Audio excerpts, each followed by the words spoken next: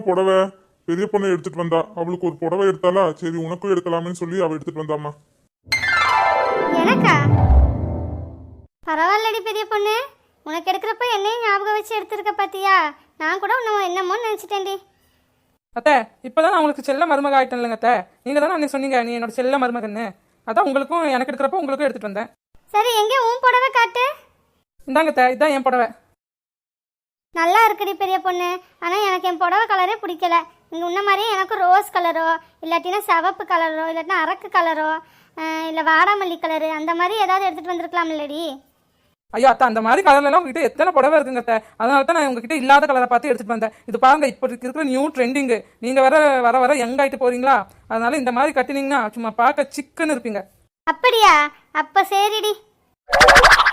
ஆமாம்மா, பெரிய பொண்ணோட விட உன் புடவை தான் நல்லா இருக்கு. நல்ல புது டிசைன் புது மாடலா வந்திருக்கு.